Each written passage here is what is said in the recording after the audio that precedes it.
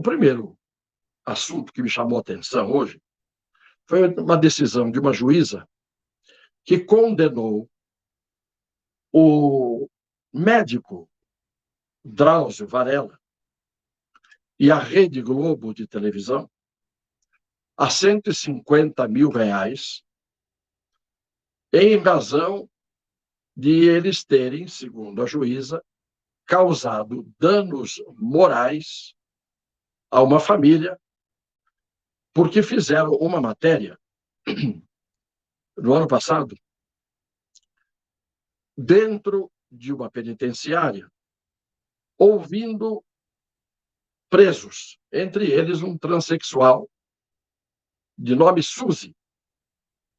E, nessa matéria, o doutor Drauzio Varella, ele mostrou, por intermédio também dos repórteres e da produção do Fantástico, da Rede Globo, ele mostrou a situação de alguns presos, entre eles essa figura deste transexual, de nome Suzy, que se queixou na programação de que estava há 8 anos sem receber visita na penitenciária.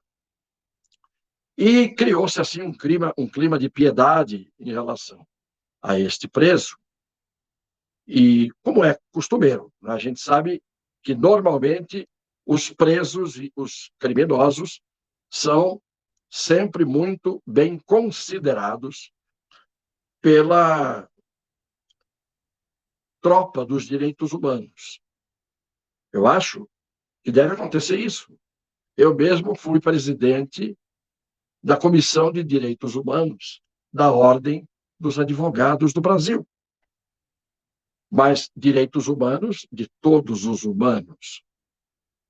Pois bem, voltando, mostraram este transexual, ou esta transexual, e não disseram, senão isto, que ela estava há 8 anos sem receber visitas, etc, etc.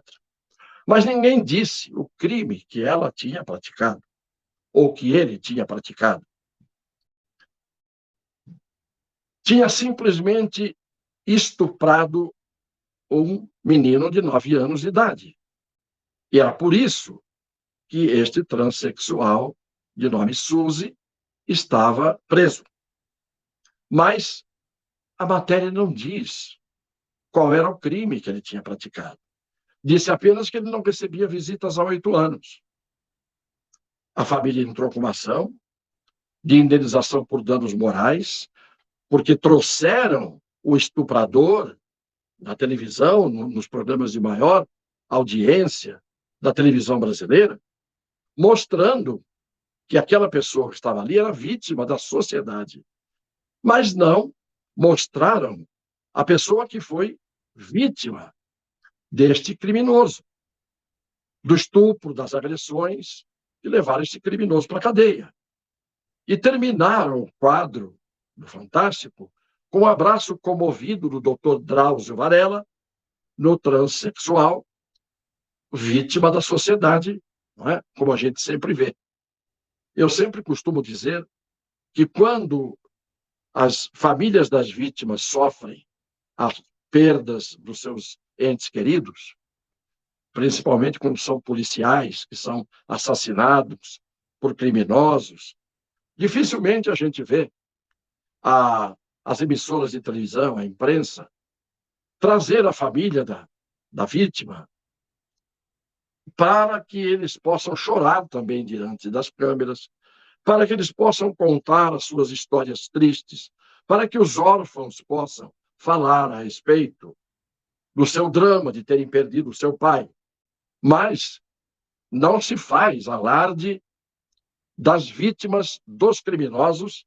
Ainda agora, este Lázaro, que matou uma família inteira, 4 pessoas de uma família inteira, já tem uma comissão de direitos humanos pretendendo que, no momento em que ele for preso, vá para uma cela especial para não sofrer nenhum tipo de violência por parte dos outros presos.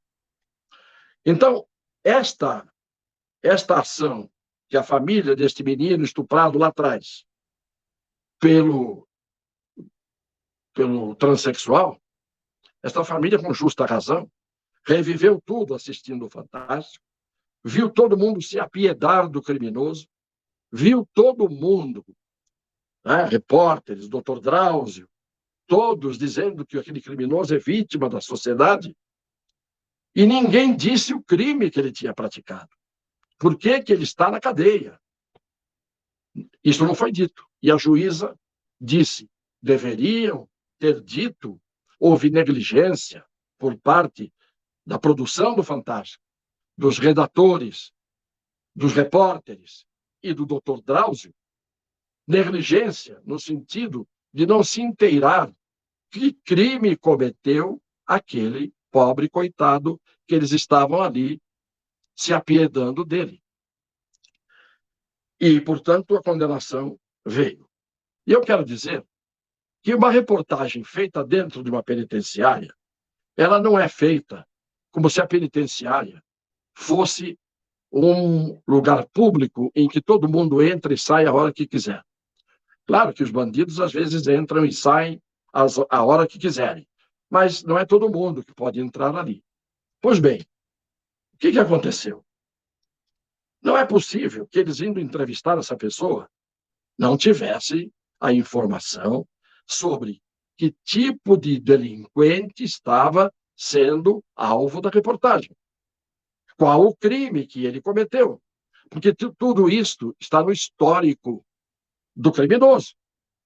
Então, dizer que eles não sabiam qual era o crime que ele tinha cometido, ninguém entra numa penitenciária para entrevistar um preso, que é muito difícil permitirem, mas quando permitem, sabe-se quem é que está dando a entrevista e sabe-se qual é o crime do qual ele foi acusado, se ainda não foi condenado, ou pelo qual ele foi condenado, se já houve sentença, que é o caso.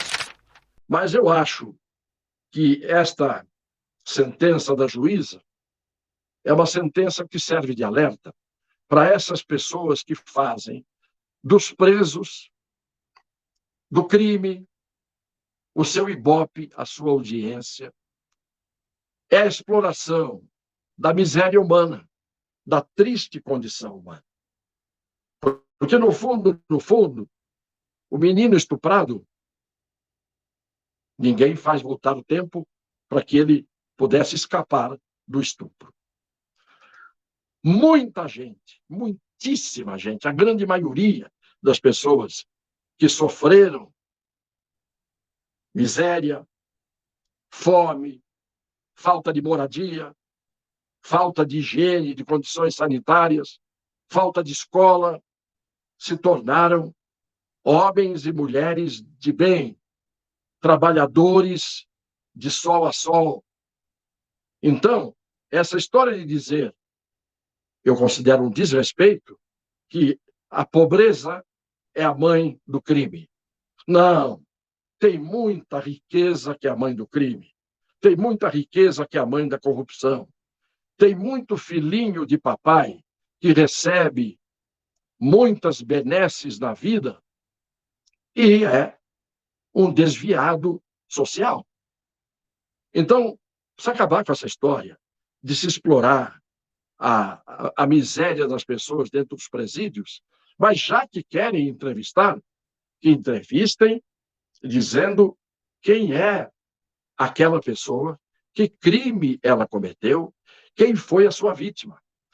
Antes de terminar o quadro pateticamente, com toda a sua piedade, dando um abraço sentimental no criminoso, que ficou 8 aninhos sem receber visita na prisão. Mas as vítimas, a família, o pai, a mãe, a criança estuprada, como é que ficam? Eu toco nos assuntos polêmicos porque eu não tenho medo de tocar nos assuntos politicamente incorretos. É fácil ser politicamente correto. Aqui eu falei de tudo, de todas as partes. Não há meia-verdade só. A gente tem que colocar a verdade inteira. E se a gente não conhece a verdade inteira, fica em silêncio.